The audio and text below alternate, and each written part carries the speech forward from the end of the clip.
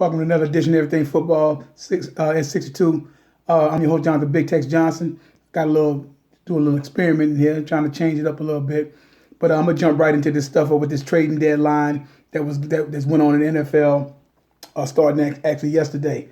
Really, the title of the thing, basically in a nutshell, is basically Ty Montgomery. He should have been cut immediately after the game Sunday. Immediately. It made no sense for him to do that, especially based upon the fact that you heard where he was mad that he got taken out of the game and he wasn't being used and all this other kind of stuff and whatnot, which I'm like, it's whatever, dude. You got the ball, you kneel it. That's a football move. Like I say, look for guys that have football IQs, right? It's about having some type of a football IQ, which he obviously didn't have for whichever reason, whether or not they said it was true or not. From a football standpoint of view, that was a dumb move. Considering the fact that if you really look at anything that what actually have Ty Montgomery done since he's basically been in the NFL, somebody asked, to answer that question. I mean, he's supposed to be this tweener between being that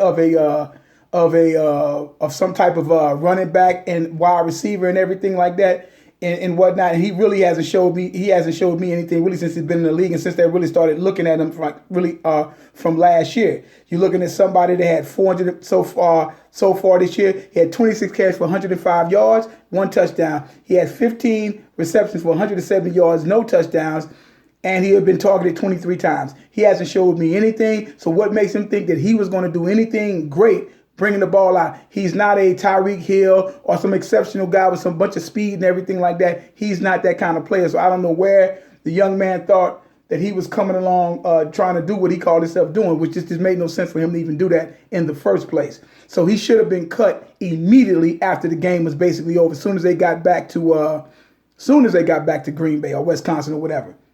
But if you go back and let's look at some of the winners and losers and stuff like that, I say winners and losers and whatnot.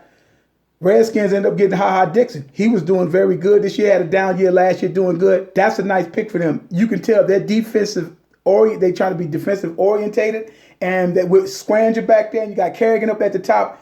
The Redskins something to watch. And I hate to say as a Dallas fan, NFC East guy, but it's like they're playing ball. They got Adrian Peterson run. Just make sure that the Skins don't end up running them in the ground. That's one thing to look at. Dante Flowers, it's a good pick for the Rams. More defense. Them guys is all about defense. Well, of course, we already spoke about Ty Montgomery. He's going to the Ravens and stuff. We'll see what ends up happening with him. Golden Tate, nice pickup. Very nice pickup for the Eagles. And this is going to be the whole thing. Giants are done. This is going to be the thing. The thing is going to be if Golden Tate gets there and with Dallas, and I'm going to go back to that of Amari Cooper, on what's going to be happening with this guy.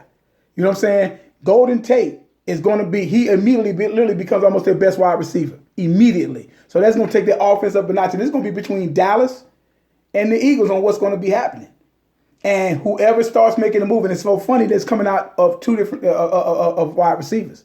Demaryius Thomas going to Broncos, pretty good move, but he's not the Demaryius Thomas of 13, 14, and 15 though. Injuries, but he can still fill it in for them if they lost their wide receiver for the year and whatnot. We already know about Snacks going to the Lions. Eli Apple, he's over there. The Saints with a winning club. Amari Cooper, he's going over to the Cowboys. Might do a little piece up on him later. And of course, Carlos Hyde, Browns and whatnot, and he's going over to the dad of the Jaguars and whatnot. These are some things that happened last week, but the ones I talked about is more or less is Demaryius Thomas, Tate, Ty Montgomery, Dante Flower, hHave Dixon, and whatnot. And those are some big moves. Those are a lot of big moves right there, and that can make those teams really good. Again, Dallas. Again, like I've always say, don't do too much. I mean, they got Cooper. I mean, when they did that last week or whatever like that. So I guess because Dallas figured that's all they're missing.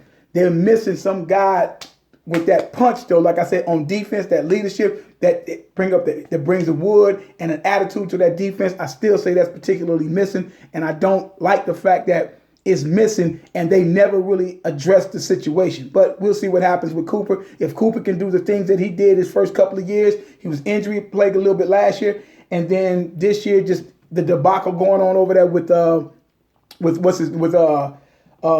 Gruden and whatnot. We'll see what happens with the Raiders and stuff like that over there as well. But it's going to be an interesting thing to go about seeing how they're going to steer that ship. But with Amari Cooper, he should be able to stretch it for he ain't but 24, 25 years old.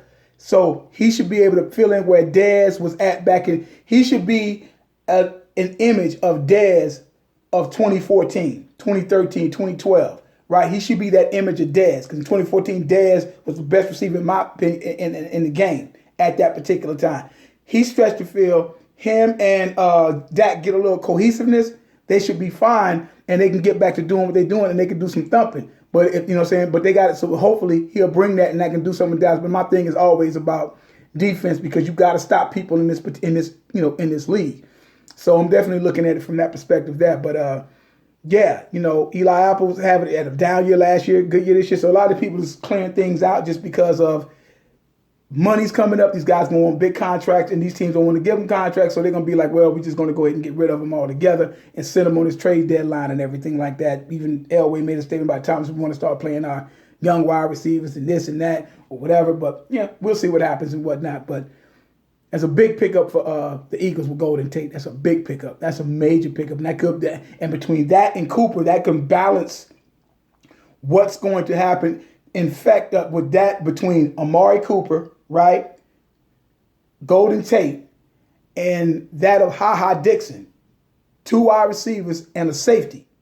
You know what I'm saying? On that triad of players being traded, going to new teams, and it's receivers and secondary because that's going to make the difference on who's going to do what. So those 3 players are going to probably determine who will win the NFC East. Guaranteed. You heard it here. That's probably going to guarantee who's going to win the East. And so we'll see what happens with that situation there. But yeah, we'll be back in a few minutes. So just trying this new look. We'll talk with you guys in a few minutes.